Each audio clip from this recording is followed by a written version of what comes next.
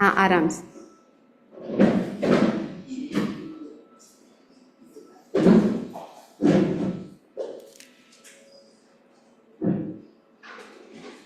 मत्थेण वंदामि एक सामायिक की आज्ञा है।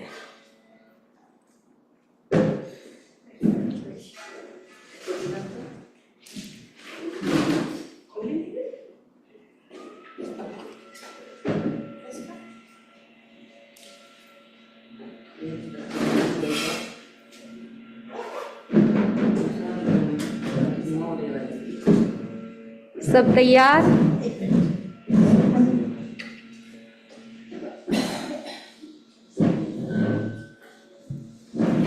मथेण वंदामि एक सामायिक की आज्ञा। करेमि भन्ते सामाय्यं सावज्जं जोगं पच्चखामि जाव नियमं मुहूर्तम एगं पज्जुवासामि दुविहं तिविहेणं न करेमि न कार्वेमि मनसा वैसा कायसा तस्य भन्ते पडिक्कमामि निंदामि गरिहामि अप्पाणं वोसिरामि। एक सामायिक काल तक 5 आश्रव 18 पाप सेवन का त्याग है। 5 बार नवकार मंत्र।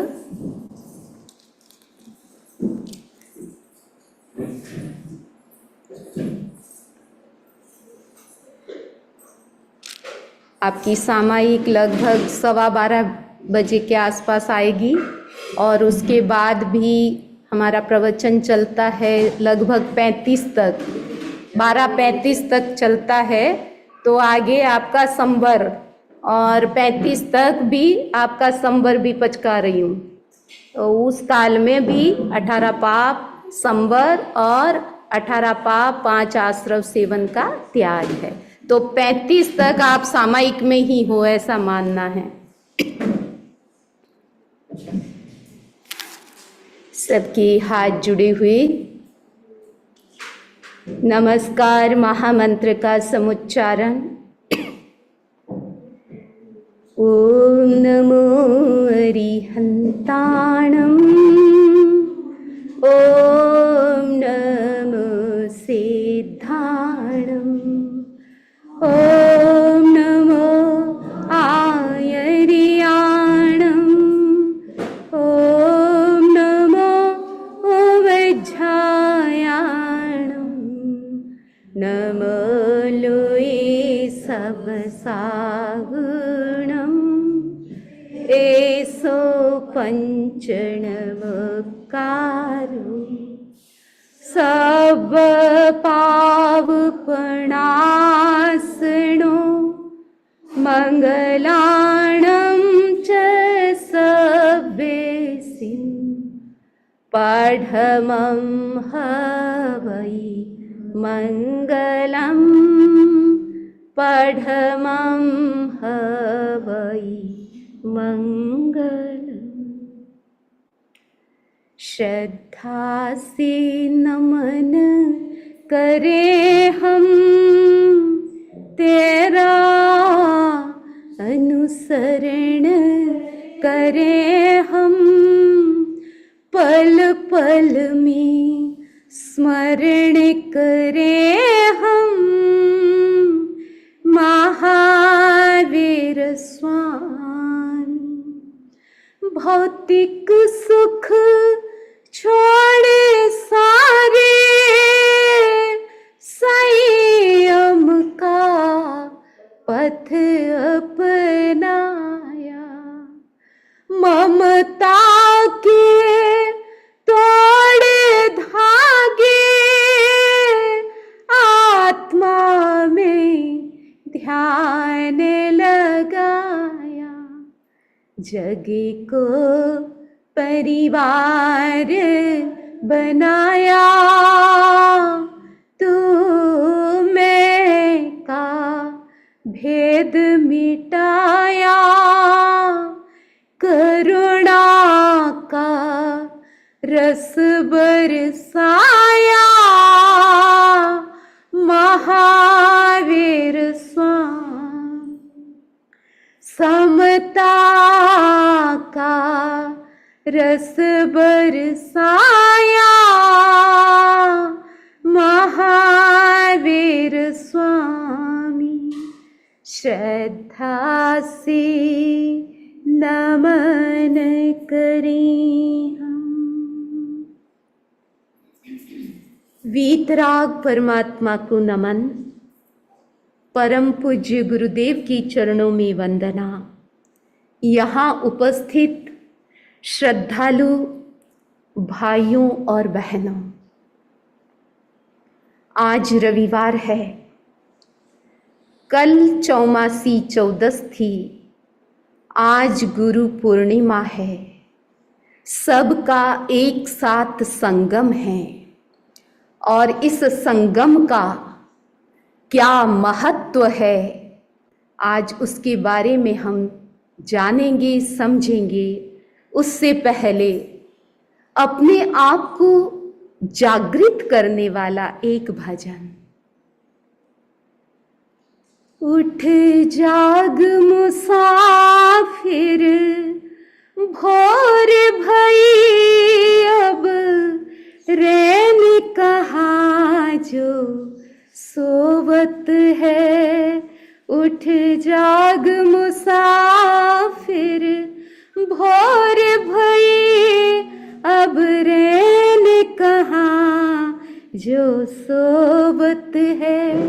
जो सोवत है वो खोवत है, जो जागत है वो पावत है। टुक नींद से अखियाँ खोल जरा और अपने प्रभु का ध्यान लगा।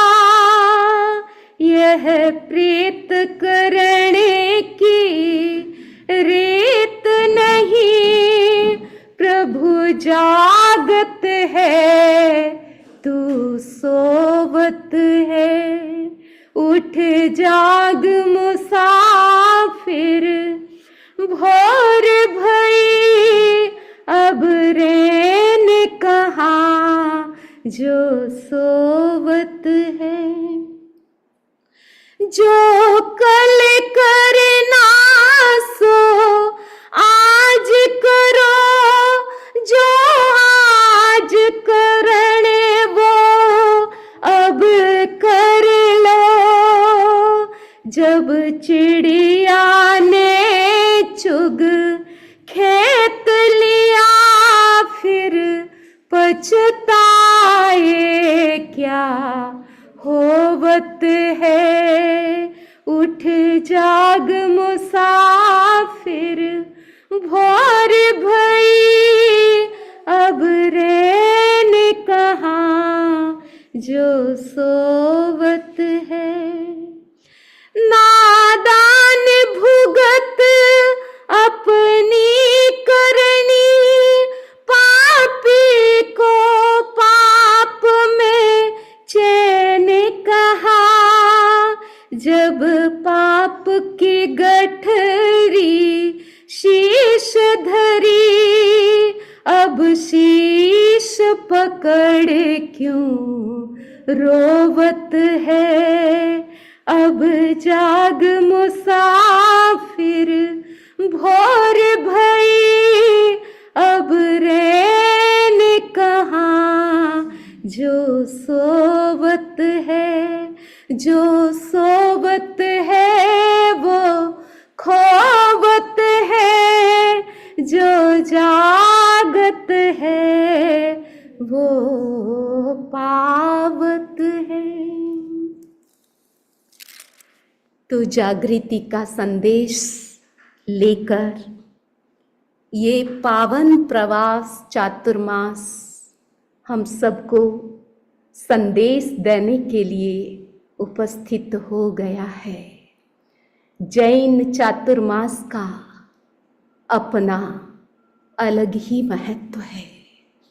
इस जैन चातुर्मास में हम सब जैन एक हो जाते हैं और सभी जैन भाई बहन, मुख्य रूप से साधु साध्वी, जैन चातुर्मास को एक बहुत अहोभाव से उसको मनाते हैं और उनको जीते हैं। जैन चातुर्मास क्या है, उसका क्या महत्व है और उसके पीछे क्या प्रिंसिपल जुड़ा हुआ है, उसे समझिए। चातुर्मास की रूट में अहिंसा है। अहिंसा से बड़ा कोई धर्म नहीं, अहिंसा से बड़ा कोई सुख नहीं। जहां अहिंसा वहां सुख, जहां हिंसा वहां दुख, जहां अहिंसा वहां धर्म, जहां हिंसा वहां अधर्म। तो चातुर्मास की रूट में अहिंसा तत्व जुड़ा हुआ है। अहिंसा के साथ साथ संयम तत्व जुड़ा हुआ है, संयम के साथ तप जुड़ा हुआ है। तो ये चातुर्मास जिसमें हमको अहिंसा का विकास यानी मिनिमाइज हिंसा और मैक्सिमाइज अहिंसा, अहिंसा का ज्यादा से ज्यादा पालन हो, उसके लिए ये चातुर्मास आया है। और इस चातुर्मास में स्पिरिचुअलिटी, धार्मिकता का एक सीजन है।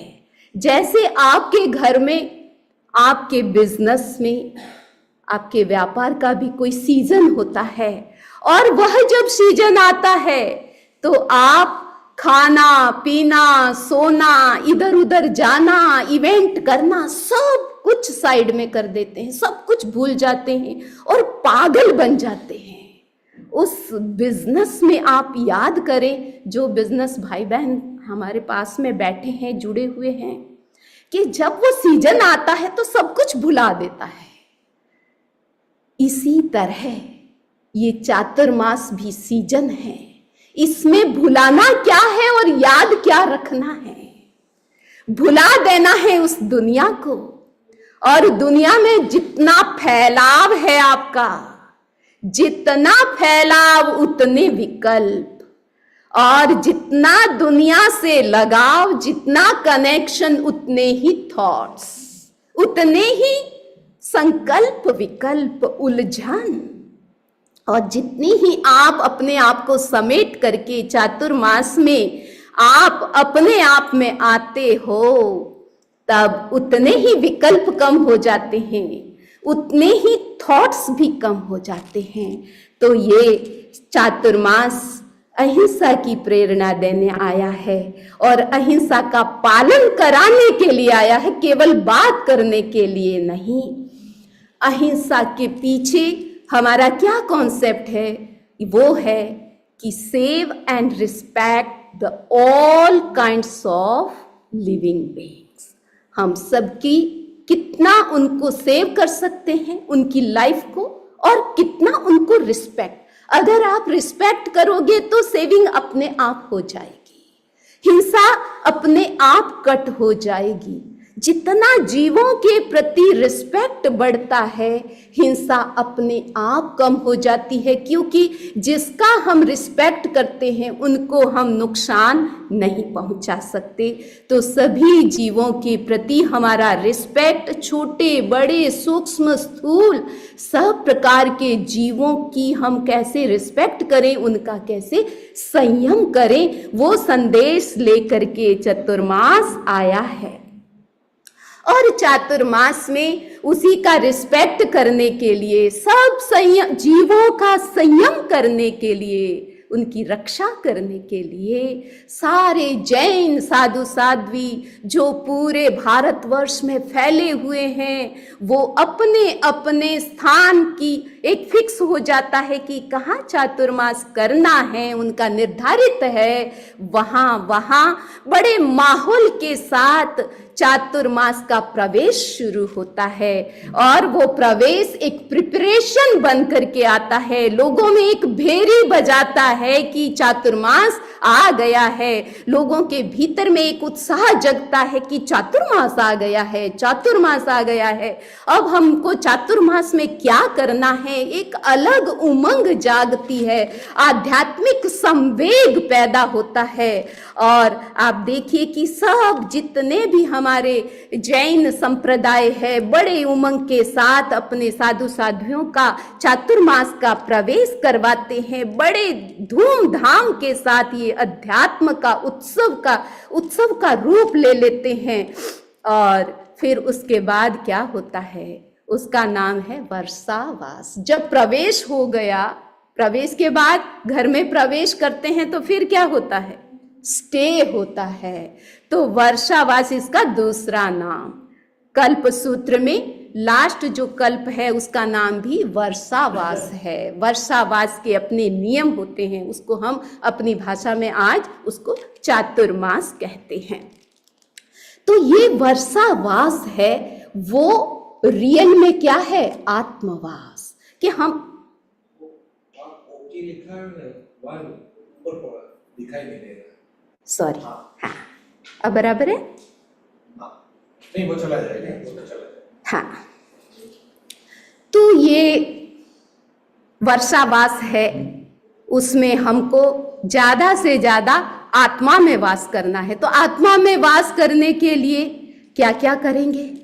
सबसे पहले तो ये आत्मा में हमको वास करवाए, उसके लिए हम चातुर्मास की स्थापना का मंगलाचरण, चातुर्मास बैठता है उसका भी मंगल हो, पूरा चातुर्मास सबके लिए लाभकारी, कल्याणकारी, ज्यादा से ज्यादा स्पिरिचुअली ग्रोथ हो और आपका क्षोभम बढ़े, उदय भाव कम हो और आप ज्यादा से ज्यादा जो मन में चाहते हैं कि मैं ये करूं, ये तप करूं, ये स्वाध्याय करूं, ये जप करूं, ये त्याग करूं, भावना तो होती है, कभी कभी रुचि तो होती है, लेकिन हो नहीं पाता है, उसमें कोई न कोई बाधा आ जाती है, अंतराय आ जाता है।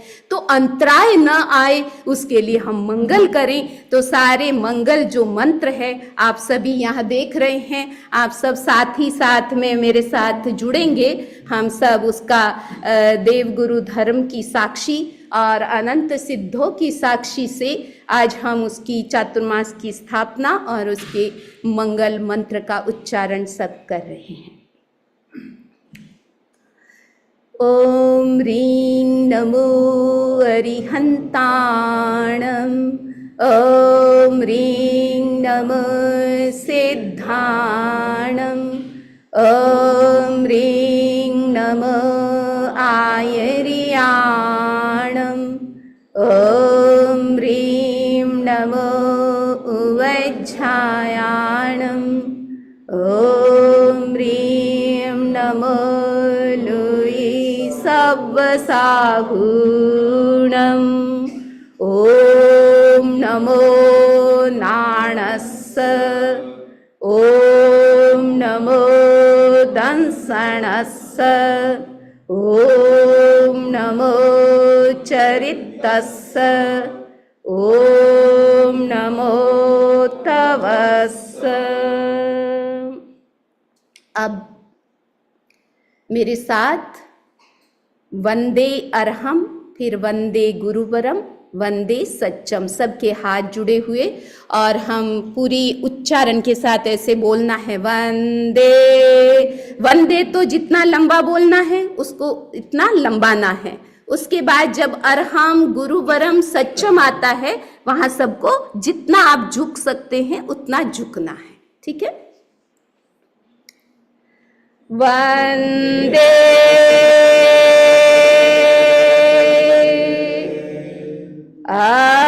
अरहम,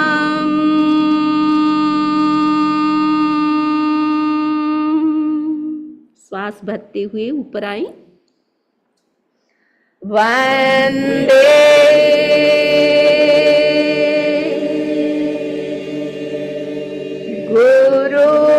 गुरुवरम,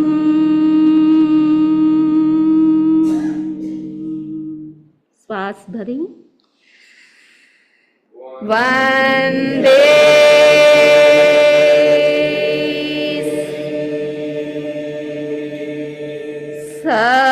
सच्चम,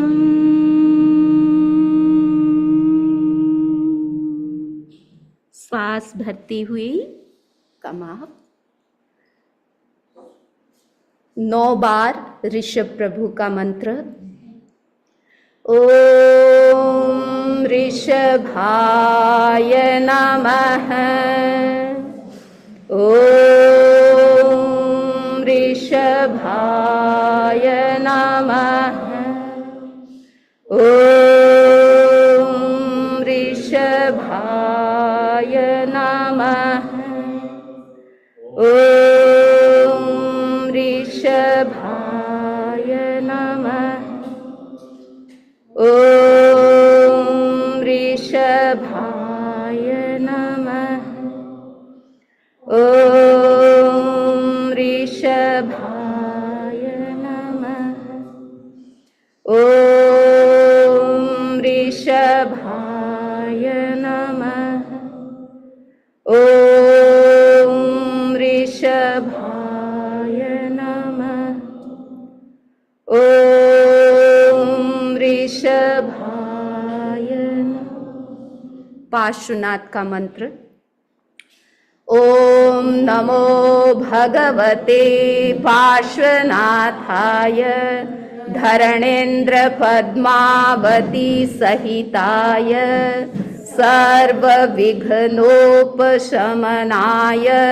स्वाहा। ओम नमो भगवते पार्श्वनाथाय धरणेन्द्र पद्मावती सहिताय सर्व विघ्नोपशमनाय स्वाहा। ओम नमो भगवते पार्श्वनाथाय धरणेन्द्र पद्मावती सहिताय सर्व विघ्नोपशमनाय स्वाहा। ओम नमो भगवते पार्श्वनाथाय धरणेन्द्र पद्मावती सहिताय सर्व विघ्नोपशमनाय स्वाहा। ओम नमो भगवते पार्श्वनाथाय धरणेन्द्र पद्मावती सहिताय सर्व विघ्नोपशमनाय स्वाहा। ओम नमो भगवते पार्श्वनाथाय धरणेन्द्र पद्मावती सहिताय सर्व विघ्नोपशमनाय स्वाहा। ओम नमो भगवते पार्श्वनाथाय धरणेन्द्र पद्मावती सहिताय सर्व विघ्नोपशमनाय स्वाहा। ओम नमो भगवते पार्श्वनाथाय धरणेन्द्र पद्मावती सहिताय सर्व विघ्नोपशमनाय स्वाहा। ओम नमो भगवते पार्श्वनाथाय धरणेन्द्र पद्मावती सहिताय सर्व विघ्नोपशमनाय स्वाहा। अब भगवान वर्धमान महावीर प्रभु का मंत्र। सम्यक दर्शन ज्ञान चारित्र तप की वृद्धि के लिए, आशीर्वाद के लिए। ओम नमो भगवते वर्धमानाय ज्ञान दर्शन चारित्र तपो वृद्धि करणाय। ओम नमो भगवते वर्धमानाय ज्ञान दर्शन चारित्र तपो वृद्धि करणाय। ओम नमो भगवते वर्धमानाय ज्ञान दर्शन चारित्र तपो वृद्धि करणाय। ओम नमो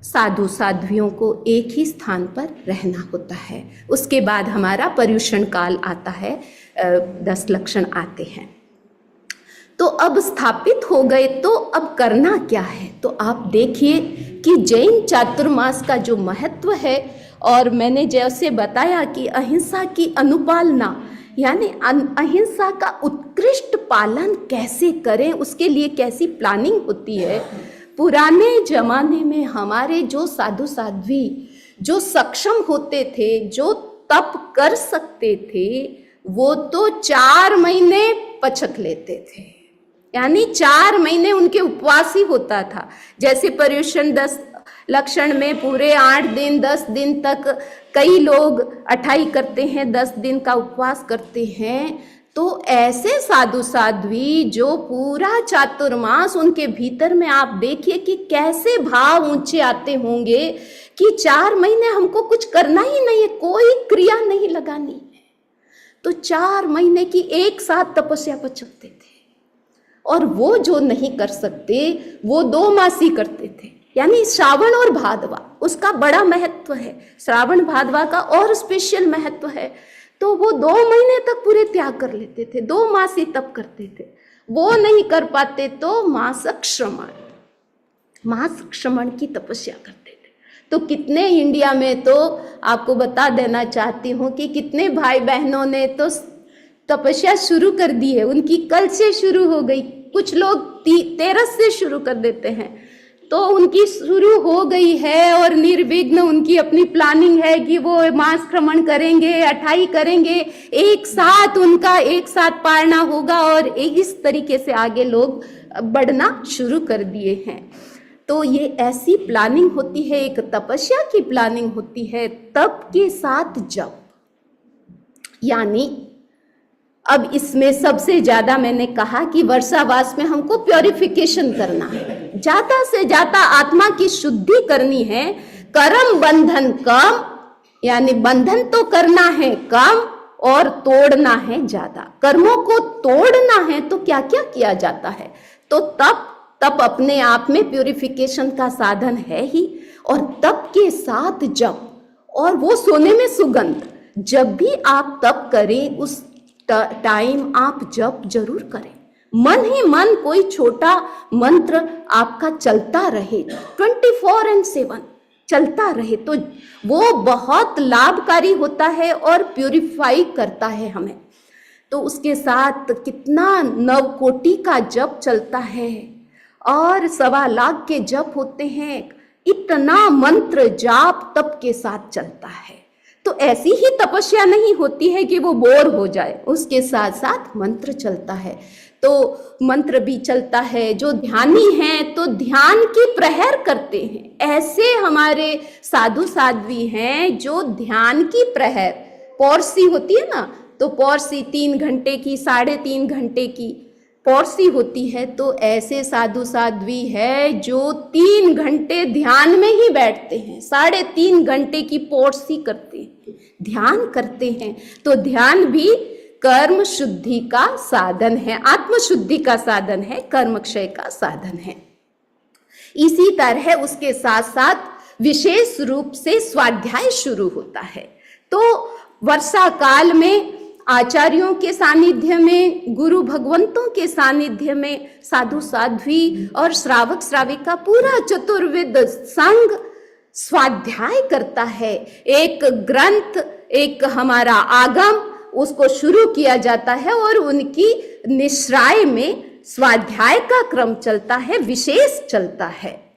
और इसी तरह अनेक अनुष्ठान इस वर्षा काल में शुरू हो जाते हैं।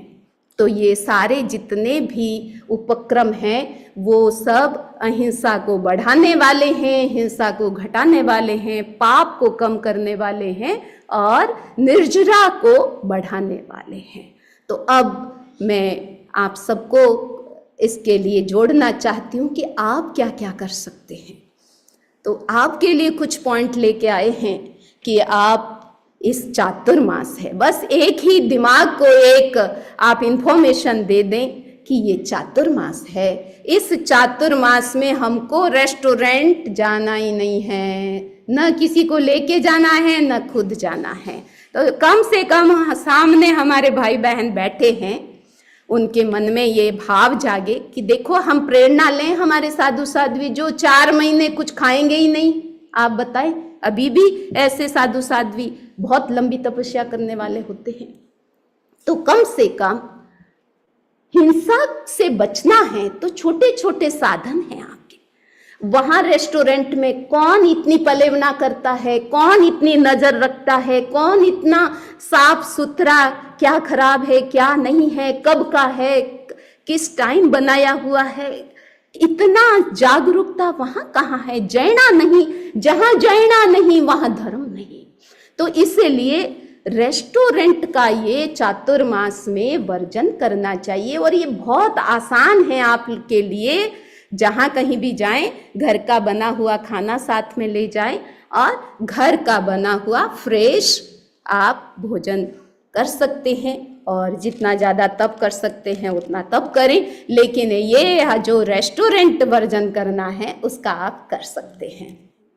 दूसरा है कि नो हॉलीडे प्लानिंग। चौमासा है तो अब चौमासा है तो अभी चौमासे की तो अलग ही प्लानिंग होती है, तो बिल्कुल अपोजिट होती है।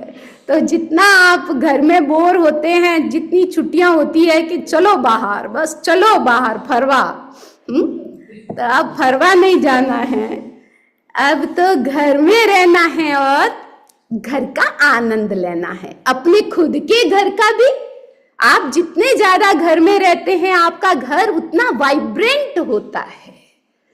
और आपका अपना घर, दूसरा रियल घर तो हम खुद हैं। आप घर में रहोगे तो कुछ धर्म ध्यान करोगे, कुछ एक्टिविटी करोगे, ठीक है, आपकी सामायिक बढ़ेगी। आप रात्रि भोजन वर्जन है तो घर में आप सब कुछ पालन कर सकते हो। तो हमारा कहना है कि 4 महीने तक नो हॉलीडे प्लानिंग।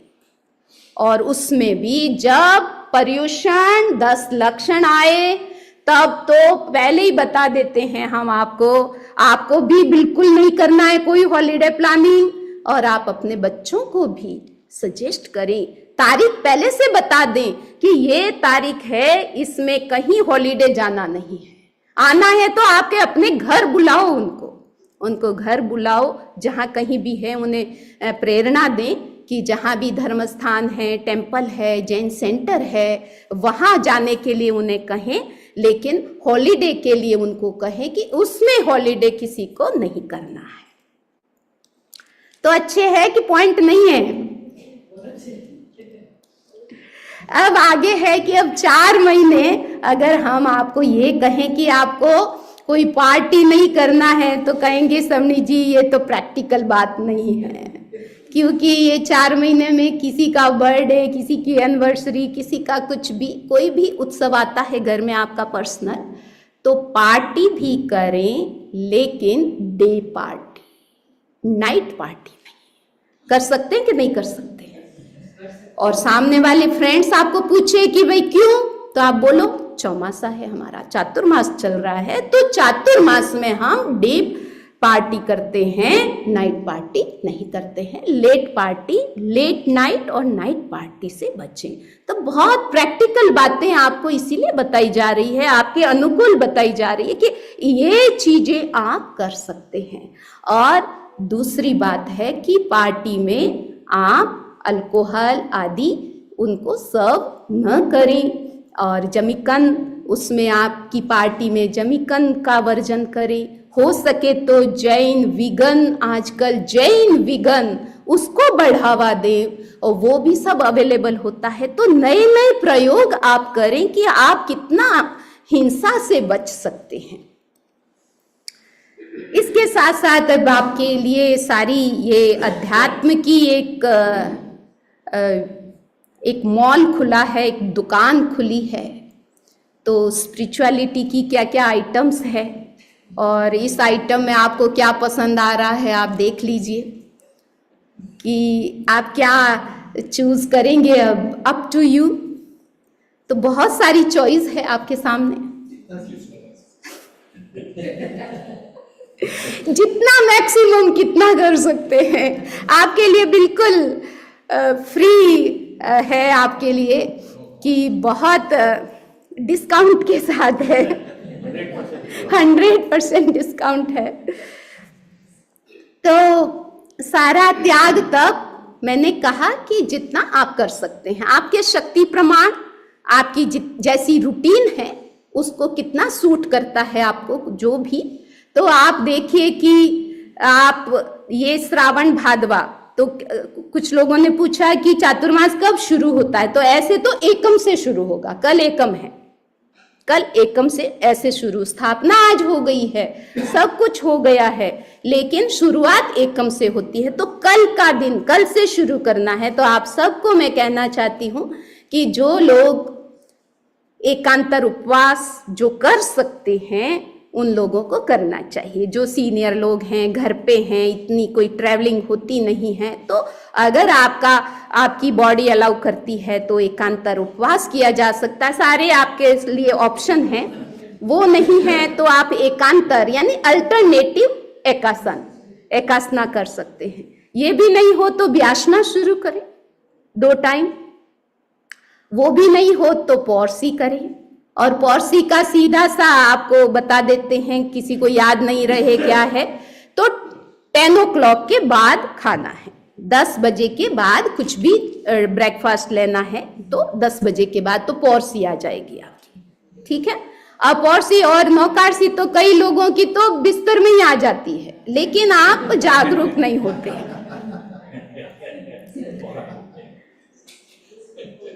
तो ये तो एकदम सीधा सौदा है। ऐसा सरल धर्म तो मैं सोचती हूँ कि सबको करना चाहिए। और देखो त्याग का महत्व है। मैंने देखा समनी जी, हमारे बड़े समनी जी ने एक भीतर में संकल्प किया कि मुझे तेला करना है, मुझे तेला करना। 15 दिन पहले उन्होंने प्लानिंग कर दी, तो अपने आप को प्रिपेयर कर दिया। और जब तेले का आया तो एक साथ पचक लिया। 3 दिन ऐसे नहीं, एक उपवास बेला ऐसा नहीं। आप देखिए कि भीतर अनंत शक्ति है हमारी, हमारा संकल्प बल हम खुद इंप्रूव कर सकते हैं। तो उन्होंने किया। जब मैंने ऐसे अनुभव किया कि जब त्याग कर लेते हैं, जब पचकान कर लेते हैं, तो मन में कोई विकल्प नहीं आता, सब खत्म, फिर कोई विकल्प नहीं आता। तो सबसे बड़ा जो हमको लाभ मिलता है वो विकल्प वाला है। तो आपने नौकारसी भी की है तो त्याग किया है, तो ऑटोमेटिक आपके भीतर में कोई विकल्प नहीं है। और छोटा सा त्याग है, सबसे छोटी तपस्या है, ये सबसे छोटी तपस्या है। और इसको तप करने से भी सैकड़ों नारकी के आयुष्य का बंधन टूटता है, इतनी नारकी टलती है। आप देखिए कि छोटा सा तप का प्रयोग कितना बड़ा लाभ देता है। इसीलिए ये ऐसे संस्कार मैं आपको बिल्कुल सिंपल वे से आपको बता रही हूं कि छोटे छोटे तप है वो आप कैसे कर सकते हैं। नो नाइट ईटिंग कितना सरल है। अभी तो दिन बड़ा है, आपका छोटा नहीं है। विंटर की बात करूं तो आपके लिए थोड़ा कठिन होता है, लेकिन आपके लिए अभी बहुत सरल है। इसीलिए आप रात्रि भोजन वर्जन जरूर करें। एक भाई को मैंने मैथमेटिक्स वे से समझाया कि देखो, आप रात्रि भोजन का, अगर आप घर में नीचे दुकान है, ऊपर मकान है, आपको कहीं जाना नहीं आना नहीं, ऊपर तो घर में तैयार हो जाता है, तो आप रात्रि भोजन का त्याग कर सकते हैं। तो कि अच्छा, तो मैंने उनको एक लॉजिक दिया कि देखो, आपसे तब तो नहीं होता है अलग से, लेकिन अगर आप रात्रि भोजन का त्याग करते हैं तो 12 महीनों में आपके 6 महीने की तपस्या हो जाती है। 6 महीने की तपस्या हो गई। नो नाइट ईटिंग तो हुई कि नहीं हुई, बोलो? तो कितना फायदा रात्रि भोजन में, 6 महीने की तपस्या आपके। खाली दिन में आपने सेवन किया, रात को नहीं खाया, तो कम से कम ये सावन भादवा, ये चौमासा है, चातुर्मास है, इसलिए मुझे रात को नहीं खाना है। हमारी तो पहचान थी, श्रावक समाज की, पूरे परिवार जैन समाज की ये पहचान थी कि वो तो रात को खाते ही नहीं, एक युग था, एक टाइम था जिसमें घर में चूल्हा जगता ही नहीं था रात को, सब बंद, सूर्यास्त से पहले सब खत्म। अभी हम एमपी में गए, एक बड़नगर एमपी में ही है शायद, हाँ, तो वहाँ गए तो एक बड़नगर वहाँ भी है, हाँ, तो वहाँ गए तो 4-5 पीढ़ियाँ एक साथ रहती है, बड़ा परिवार, और लगभग 40 से 50 लोगों का एक साथ खाना बनता, एक ही किचन में। और ये जानकर हमको हैरानी हुई कि पूरे घर में सिस्टम क्या कि सूर्यास्त से पहले सब किचन बंद। इतना बड़ा परिवार, इतने लोग साथ में, आप देखिए आज भी ये सब पॉसिबल है। तो इसीलिए ये रात्रि भोजन का वर्जन, आप इसको तो भगवान महावीर ने छठा महाव्रत, यानी 5 महाव्रत की चर्चा हम करते हैं, उसका जितना महत्व है, अगर छठा व्रत उसमें जोड़ना है तो ये रात्रि भोजन वर्जन है। इतना बड़ा ये व्रत है, महाव्रत की तरह, इसीलिए उसका महत्व आप समझें कि चौमासा आया है तो इसमें आपको हिंसा को मिनिमाइज करना है। तो ऐसे जो बिल्कुल पॉसिबल है सबके लिए, वो अगर आपके कोई दवाई चलती है तो आप उसकी छूट रख लें। कई लोग कहते हैं समनी जी इसलिए नहीं कर सकते क्योंकि हमारे दवाई चलती है, तो कोई बात नहीं, हम आपको बहुत रिलैक्सेशन देते हैं कि दवाई की छूट, और उसके साथ कोई एक चीज सेवन भी करनी होती है, किसी के डायबिटीज है वो नहीं रह सकते, तो एक चीज, दो द्रव्य आपने छूट रख ली, बाकी तो सब त्याग कर सकते हो। तो जितना गुड़ डाले उतना मीठा, तो जितना आप त्याग करोगे उतना आपको लाभ होगा। और क्या है द्रव्य सीमा, तो जैसे अभी तो पता नहीं क्या चलन आया है, बस बहुत सारे आइटम्स दिखने चाहिए, आइटम्स कैसे बढ़े और बहुत सारे आपकी टेबल पूरी फुल हो, बस ये एक पता नहीं क्या फैशन आया है। अब फैशन आती है तो फिर एक घर में तो नहीं आती है, सब घरों में आ जाती है। कोई बेचारा नहीं भी करना चाहिए, हमने देखा, क्योंकि सारी बातें हमारे पास तो आ जाती है, सीक्रेट बातें, कि समनी जी करना तो नहीं चाहते हैं लेकिन अब करें क्या। कई चीजें हैं जो लोग पर्सनली पसंद नहीं करते हैं लेकिन वो करना पड़ता है।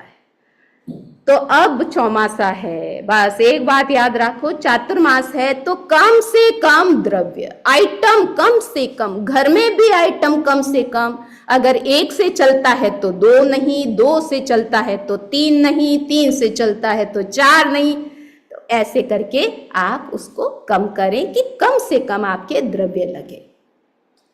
तो ये सारा है। और प्रतिक्रमण, हाँ, आपने द्रव्य सीमा बोला, तो द्रव्य और आइटम, द्रव्य तो एक होता है ना कि पानी तो पानी, फिर हाँ, तो उसको आइटम का मतलब एक चीज, आइटम का मतलब एक चीज, कोई भी एक चीज है वो एक तो द्रव्य है। रोटी में रोटी एक आटा होता है, थोड़ा ऑयल होता है, सॉल्ट होता है, ऐसा नहीं, ये जो द्रव्य है इसका जो डेफिनेशन है कि वो उस समय एक चीज बनी हुई है।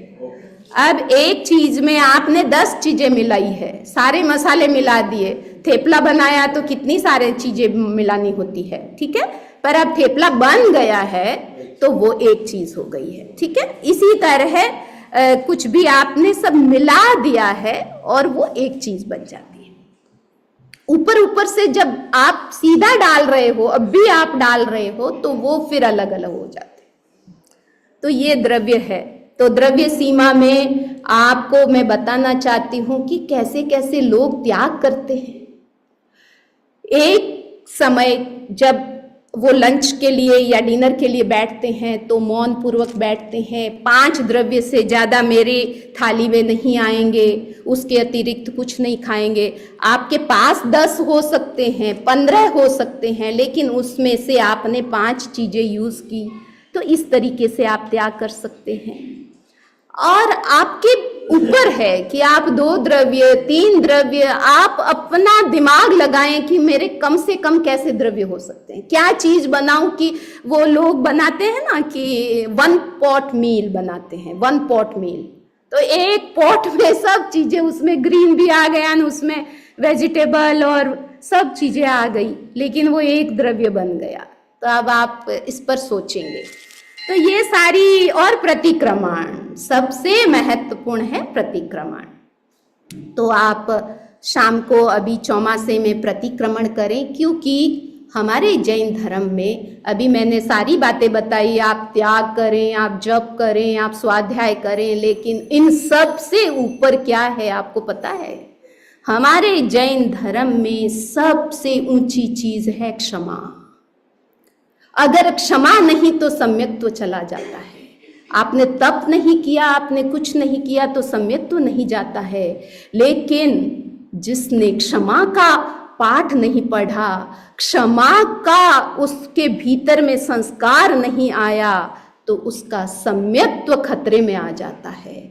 तो इसीलिए हमारे जैन धर्म में जो प्रैक्टिकल बात है वो क्षमा की बात है, फॉरगिवनेस की बात है। और वो फॉरगिवनेस की बात एक दिन में नहीं आती है।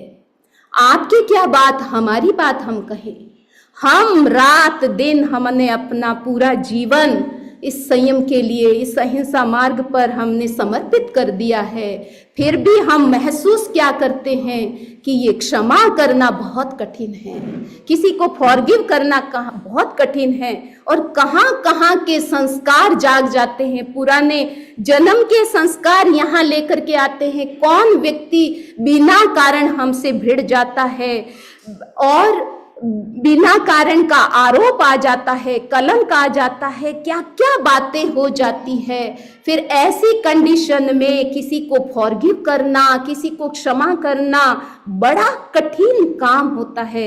इसीलिए इस क्षमा के विकास के लिए निरंतर हमको प्रैक्टिस करनी होती है।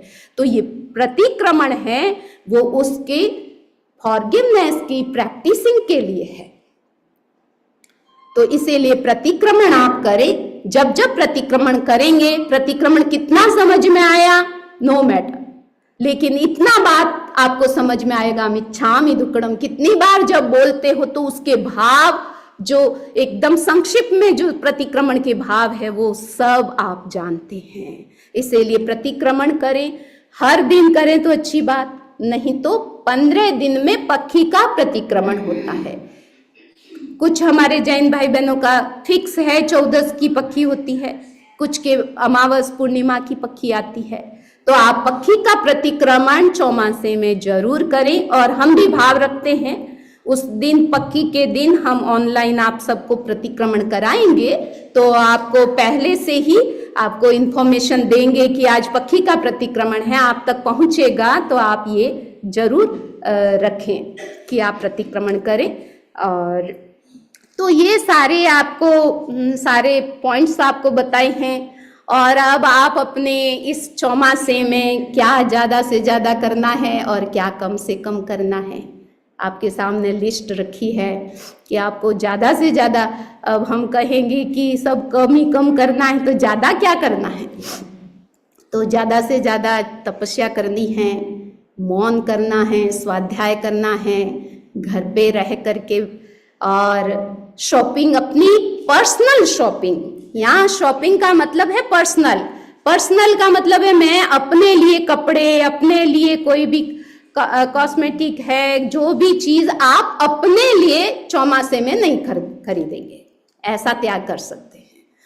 तो ये है। और सेवा भावना और अपने आप को समता में और समाधि में खुश रखना, ये सारा ज़्यादा से ज़्यादा आपको करना है। और उसके अपोजिट आपको खुले मुंह नहीं खाना है और बहुत ज़्यादा बातें नहीं करनी हैं, गॉसिपिंग, गप्पे नहीं करनी है। जब जब गप्पे का टाइम हो उस समय कोई न कोई ऐसा टॉपिक छेड़ें कि आपके स्वाध्याय हो जाए। ठीक है, तो ये सारी बातें हैं, हम आपसे आपके लिए मंगल कामना करते हैं, पूरे चतुर्विद धर्म संघ के लिए, कि ये चातुर्मास सबके लिए मंगलकारी हो और पूरे विश्व की शांति और स्वस्थता के लिए और पूरे विश्व के लिए कल्याणकारी हो। क्योंकि अहिंसा का पालन कहीं होता है तो उसके वाइब्रेशन पूरे विश्व में फैलते हैं। हम ज़्यादा से ज़्यादा अहिंसा का अनुपालन इस रूप में करें। हम अहिंसा की पालना करना है, कंपैशन हमारे भीतर में जागे और सेल्फ रेस्ट्रेन, संयम, कितना हम सेल्फ कंट्रोल, अपनी इंद्रियों को, अपने मन को वश में करके त्याग तप की आराधना करनी है। और आज पूर्णिमा है, गुरु पूर्णिमा है, और गुरु पूर्णिमा के इतने मैसेज सब की तरफ से आ रहे हैं। सब लोग आज गुरु को याद कर रहे हैं और अपने जीवन में अलग अलग गुरु है, अपने पर्सनल गुरु है। क्योंकि हर व्यक्ति पर किसका उपकार है वो हम नहीं कह सकते कि किसी एक का ही हो, सबके लिए अपने गुरु है। तो आज गुरु पूर्णिमा है। हम नवकार मंत्र बोलते हैं, आपको पता है उसमें गुरु पद कितने हैं, देव पद कितने हैं और धर्म पद कितने हैं? देव, गुरु और धर्म, ये 3 पद है। नवकार मंत्र में गुरु पद कितने हैं पता है आपको? 3 पद है, बहनों को पता है। तो सब्ब साहुणम, नमो सब्ब साहुणम, नमो उवज्झायाणं, नमो आयर्याणं, ये 3 गुरु पद है। तो आप देखो कि नवकार मंत्र में भी गुरु का अपना स्थान है। बड़े समणी जी पधार रहे हैं। वंदामि नमंसामि, सब बोलेंगे एक साथ, वंदामि नमंसामि, वंदामि नमंसामि।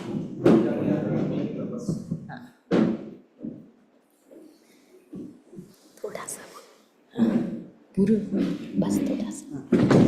तो गुरु पूर्णिमा है, 3 पद हमने आज अभी आपको बताया कि 3 पद। तो अब 3 में जो साधु पद है और सेमी साधु, समणी जी को आप सेमी साधु कह सकते हैं।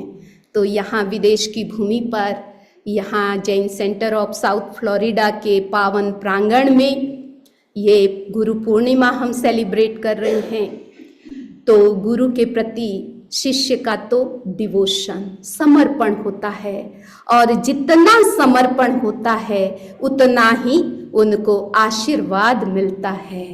जितना हमारे भीतर में रिस्पेक्ट, श्रद्धा, आस्था, समर्पण, उतनी ही ब्लेसिंग उसको प्राप्त होती है, उतनी ही गुरु की शक्ति उनको प्राप्त होती है, उतना ही बल उनको मिलता है, शक्ति मिलती है। तो गुरु का स्थान हमारे शरीर में, ये जो 3rd आई कहते हैं, तो ये 3rd आई के स्थान पर गुरु का स्थान है। तो इसलिए जब भी गुरु का ध्यान करना हो और गुरु का मंत्र करना हो, गुरु का स्मरण करना हो, तो आप हमको यहाँ पर ये 3rd आई जो है हमारा आज्ञा चक्र दर्शन केंद्र है, वहाँ पर गुरु का ध्यान आप येलो कलर में, चमकता हुआ येलो कलर, पीला रंग है गुरु का, और ये गुरुवार भी गुरु ग्रह के साथ जुड़ा हुआ है, उसमें भी कलर है। तो हम आज गुरु के प्रति हमारे ऊपर जो अनंत उपकार है उनका हम स्मरण करते हुए गुरु के चरणों में अनंत अनंत हम वंदन करते हैं। कृतज्ञोस्मि गुरुदेव। अब मैं निवेदन करती हूँ समणी, आदरणीय समणी प्रतिभा प्रज्ञा जी से कि आज गुरु पूर्णिमा के दिन आप अपना संबोधन हम सबको संबोधन देकर हमें कृतार्थ करें।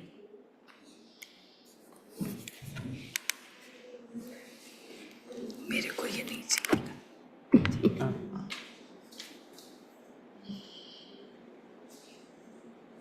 वीतराग परमात्मा महावीर को नमन। अनंत शक्ति के स्रोत गुरुदेव श्री महाश्रमण जी को नमन।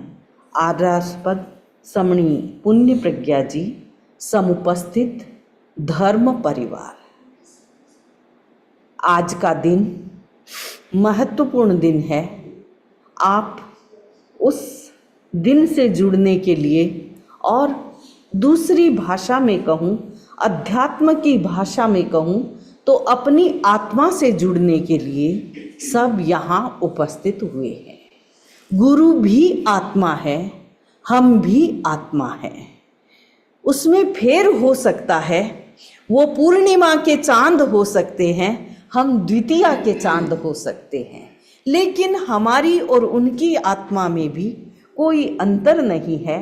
हम उस पवित्रता की ओर आगे दिन दिन बढ़ते जाएं।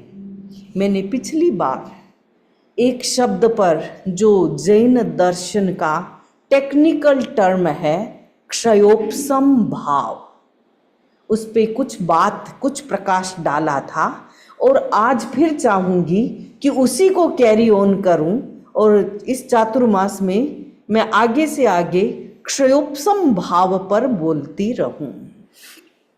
फिर याद दिलाना चाहूँगी, 2 शब्द है क्षय उपशम। क्षय का मतलब है एनहाइलेट हो गया और उपशम का मतलब है दब गया। वैसे किसी चीज को दबाना अच्छा नहीं होता। साइकोलॉजी में बताया गया है कि उसका सब्लिमेशन हो तो अच्छा है।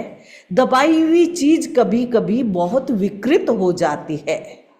तो कितने भी प्रकार के इमोशन हैं, यदि हमने उनको सप्रेस कर दिया है तो कभी वो बुरे रूप में भी हमारे सामने आ सकते हैं, उदय भाव उनका आ सकता है।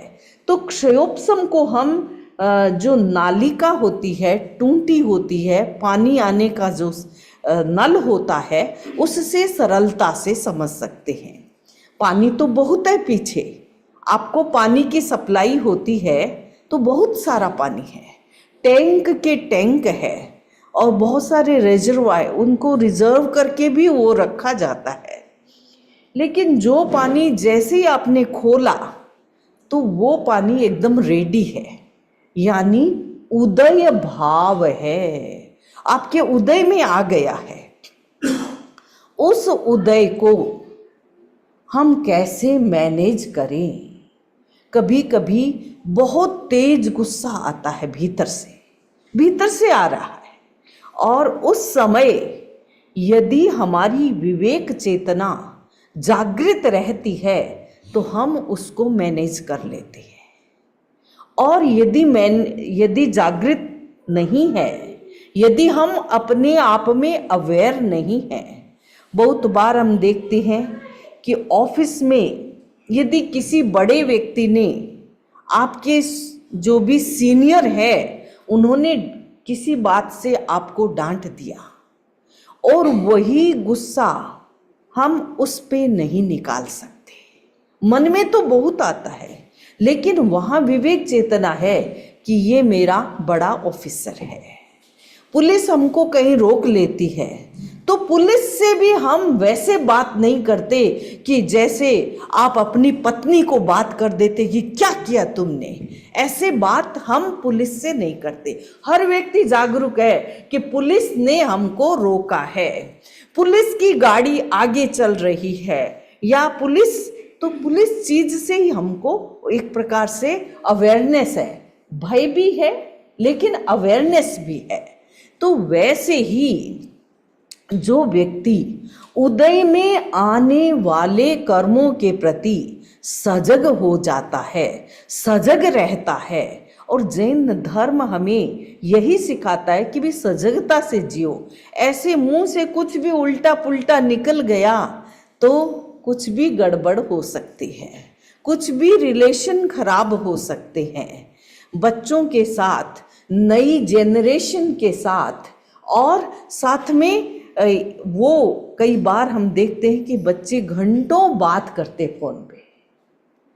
अब यदि पेरेंट्स के घर आए हैं, पेरेंट्स के पास हैं, तो उनको लगता है हमारे पास आए भी हैं और वो घंटों घंटों फ़ोन पे हैं, मोबाइल पे हैं, चैट पे हैं या नेट पे हैं, किसी ऐसी चीज़ पे हैं, तो मन थोड़ा सा निराश होता है, उदास होता है, परेशान होकर कुछ भी निकल सकता है मुंह से, क्योंकि आपके बच्चे हैं।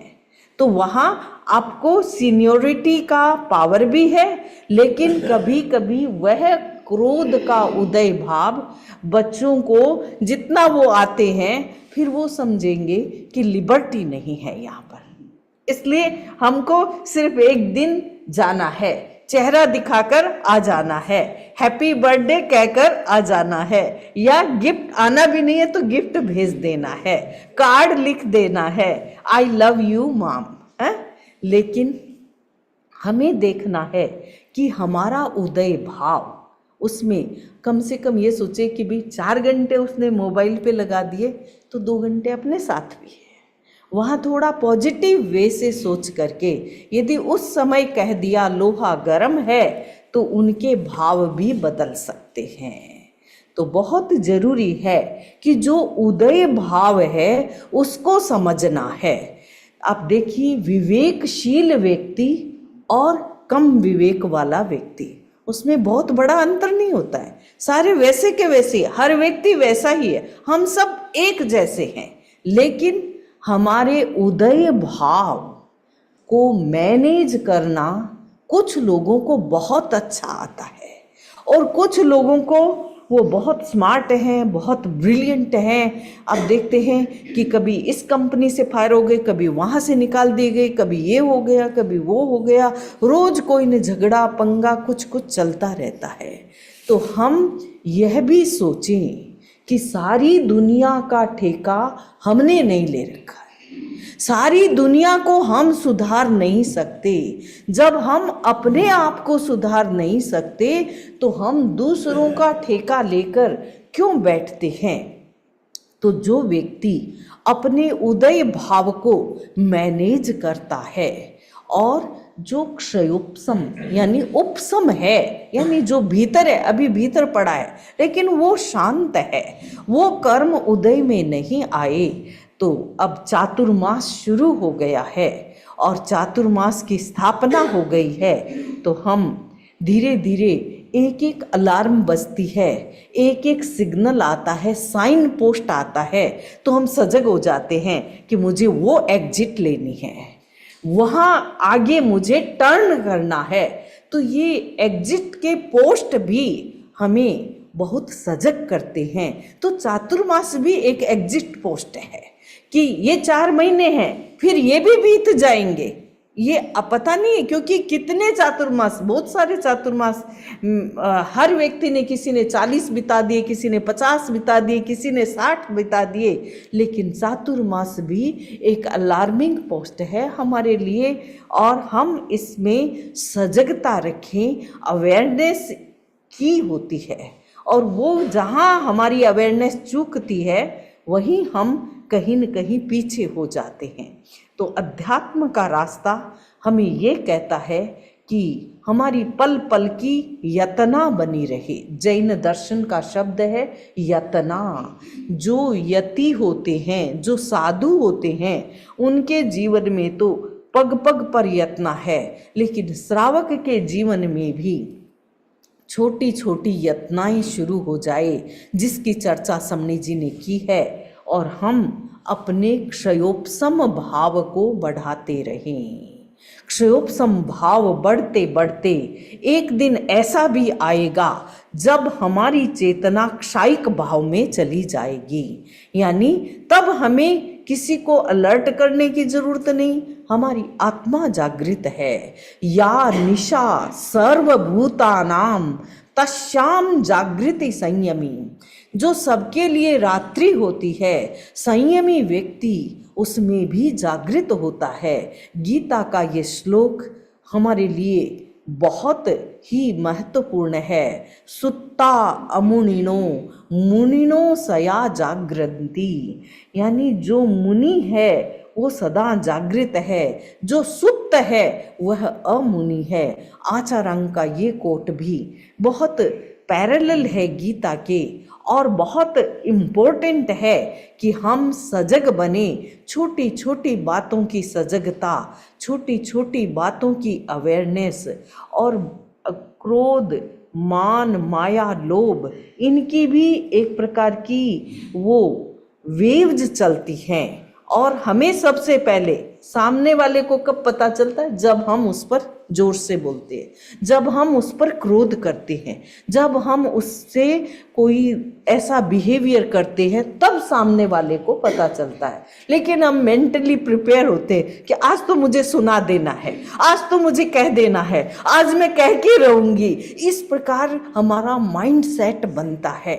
तो उस समय यदि हमारे अवेयरनेस आ जाए तो हम अपने क्षयोपशम भाव को बढ़ाते जाएंगे, और क्षयोपशम हमारी ताकत भी बढ़ाता है, और उस ताकत से हमारी संयम की शक्ति बढ़ती है, आत्मा की शक्ति बढ़ती है, और हम वास्तव में स्पिरिचुअलिटी की दिशा में एक कदम आगे बढ़ जाते हैं। तो पूरे हमारे सकल संघ के लिए ये चातुर्मास संघ को ऊंचाई देने वाला हो, जीवन को ऊंचाई देने वाला हो, और गहराई भी देने वाला हो, और साथ में कर्मों का क्षय करके हमारी शुद्धता पवित्रता बढ़ाने वाला हो। इसी मंगल कामना के साथ ओम अरहम ओम।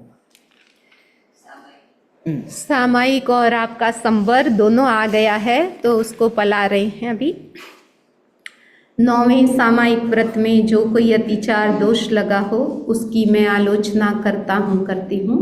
मन की सावध्य प्रवृत्ति की हो, वचन की सावध्य प्रवृत्ति की हो, काय की सावध्य प्रवृत्ति की हो, अवधि से पहले सामायिक को पूरा किया हो, सामायिक के नियमों की सार संभाल न की हो, अवधि तस्समिच्छामि दुक्कडम।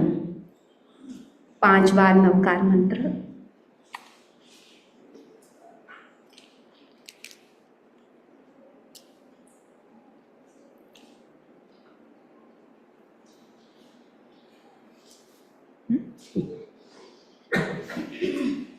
ओम अरहम। जय जिनेन्द्र एवरीवन। वंदना नवम स्वामी जी, आपने बहुत अच्छी तरह वो समझाया कि चौमासा आया है तो हम क्या क्या कर सकते हैं, अहिंसा का पालन कर सकते हैं, चौविहार कर सकते हैं, क्या क्या किया, और अपने गुरु का बहुत महात्मा समझाया। Thank you very much. So today sponsors are Anil भाई and Nirmala Khajanchi and Kunal and Rupali Chokshi. Thank you. Next week we have a scholar Shrenik Bhai Gala is visiting. His discourse will start from next Wednesday 24th.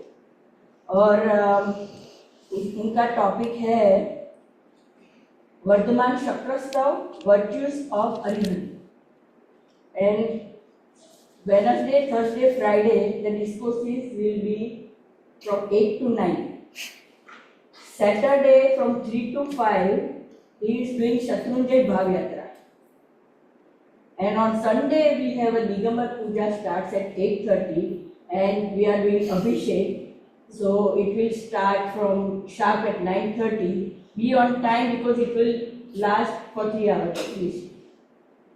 So और उसके लिए 2 requirements है कि कोरे कपड़े मतलब खाया पिया ना हो, जो पूजा में आप यूज करते हैं वो पहन सकते हैं, और नहीं तो जिनके पास नहीं है वो धोएगा हुए मतलब वॉश क्लोथ चेंज क्लोथ पहन सकते हैं, और पूजा का रुमाल भी आवश्यक है। और जिनके पास अगर एक्स्ट्रा पूजा का रुमाल और कलश है तो please bring it, so if anybody doesn't have they can use. और again lecture we have Shrenik Gala 29 and 30 Monday and Tuesday same time 8 to 9. And we still have 4 idols remaining, so if anybody wants to take lab, so join us for आरती मंगल। पहले मंगल पाठ, एक बार मंगल पाठ यहाँ कर लेते हैं। Online पर काफ़ी लोग जुड़े हुए हैं। चत्तारि मंगलम अरहंता मंगलम सिद्धा मंगलम साहु मंगलम केवलिपन्नतो धम्मो मंगलम चत्तारि लोगुत्तमा अरहन्ता लोगुत्तमा सिद्धार् लोगुत्तमा साहुर्लोगुत्तमा केवलिपन्नतो धम्मो लोगुत्तमो चत्तारि शरणं पवज्जामि अरहन्ते शरणं पवज्जामि सिद्धे शरणं पवज्जामि साहु शरणं पवज्जामि केवलिपन्नतं धम्मं शरणं पवज्जामि। अंगूठे अमृत बसे लब्धि तना भंडार श्री गुरु गौतम समरिये